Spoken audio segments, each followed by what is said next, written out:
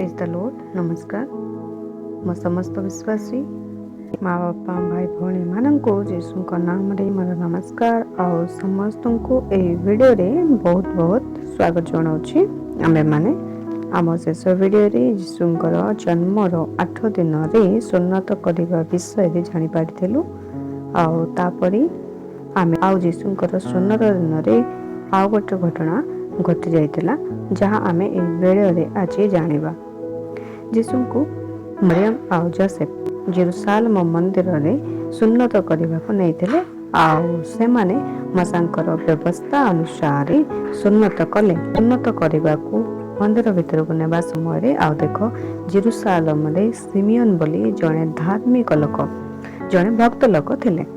ଏହି ଧାର୍ମିକ ଲୋକ ଇସ୍ରାଏଲର ଶାନ୍ତିର ଅପେକ୍ଷାରେ ରହିଥିଲେ।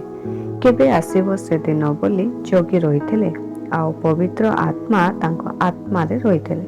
ଆଉ ସିମିୟନଙ୍କର ଯେ ପର୍ଯ୍ୟନ୍ତ ପ୍ରଭୁଙ୍କର ଦର୍ଶନ ନ କରିବେ ସେତେ ଦିନ ପର୍ଯ୍ୟନ୍ତ ସେ ମରିବେ ନାହିଁ, ବଞ୍ଚିକି ରହିବେ।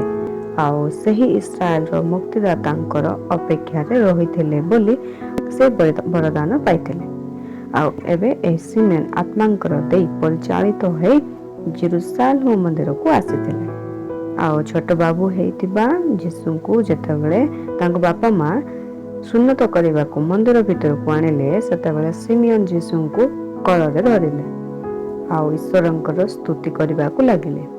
ସିମିୟନ ପ୍ରାର୍ଥନା କରି କହିଲେ, ହେ ପ୍ରଭୁ, ଏବେ ତମେ କହିଥିବା ବାକ୍ୟ ପ୍ରକାରେ ମୋତେ ଶାନ୍ତିରେ ମରିବାକୁ ଦେଉଛ, କାହିଁକି ନା ଏବେ ମୋ ଆଖିରେ ତମ ପରିତ୍ରାଣ ଦେଖିପାରୁଛି, ଯାହା ତମ ସମସ୍ତ ଲୋକମାନଙ୍କର ଆଗରେ ରେଡି କରିସାରି, ଆଉ ବିଜାତି ମାନଙ୍କର ପାଇଁ ସତ୍ୟ ପ୍ରକାଶକ ଜ୍ୟୋତି, ଆଉ ତମ ଲୋକ ଇସ୍ରାଏଲ ମାନଙ୍କର ପାଇଁ ମହାଗୌରବ ସମାନ କରିଅଛ ବୋଲି ସିମିୟନ ଏବେ ପ୍ରଭୁଙ୍କର ଧନ୍ୟବାଦ ଦେଲେ କୋଳରେ ଧରି।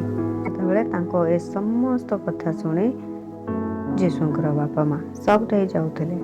ଆଉ ସିମିୟନ ସେମାନଙ୍କୁ ଆଶୀର୍ବାଦ କଲେ। ଆଉ ଯୀଶୁଙ୍କର ମା ମରିୟମକୁ କହିଲେ କି ଦେଖ, ସେ ସମସ୍ତ ଲୋକମାନଙ୍କର ଭାବନାକୁ ପ୍ରକାଶ କରିବା ପାଇଁ ଏ ବାବୁ ଜନ୍ମ ହୋଇଛି।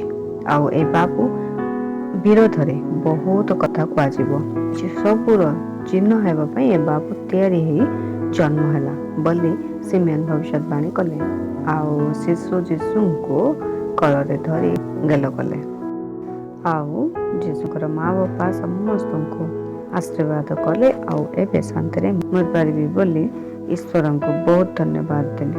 ଆଉ ସିମିୟନ ନିଜ ଆଖିରେ ତ୍ରାଣକର୍ତ୍ତାଙ୍କୁ ଦେଖି ତାପରେ ମରିଯାଇଥିଲେ। ଏପରି ଏହି ଧାର୍ମିକ ଆଉ ଭକ୍ତ ଲୋକ ସିମିୟନ ଜେରୁସାଲେମରେ ଯୀଶୁଙ୍କୁ ଦେଖିପାରିଥିଲେ।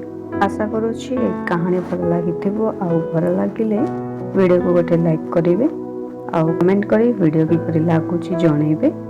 ଆଉ ଯଦି ନୂଆରେ ଆମ ଏଇ ଭିଡ଼ିଓ ଦେଖୁଥିବେ, ତେବେ ଆଗକୁ ଏହିପରି ନୂଆ ନୂଆ କାହାଣୀମାନ ଦେଖିବାକୁ ଆମ ଚ୍ୟାନେଲକୁ ସବସ୍କ୍ରାଇବ୍ କରି ଆମ ସହ ଯୋଡ଼ି ହେଇଯିବେ। ଆଉ ଆଗରୁ ଆମ ଚ୍ୟାନେଲକୁ ସବସ୍କ୍ରାଇବ୍ କରି ଆମ ସହ ଯୋଡ଼ି ହେଇ ରହିଥିବା ସମସ୍ତଙ୍କୁ ମୋର ବହୁତ ବହୁତ ଧନ୍ୟବାଦ। ଏହି ଭିଡ଼ିଓଟିକୁ ଦେଖୁଥିବା ସମସ୍ତ ବିଶ୍ୱାସୀ ମା ବାପା ଭାଇ ଭଉଣୀମାନଙ୍କୁ ପ୍ରଭୁ ଆଶୀର୍ବାଦ କରନ୍ତୁ।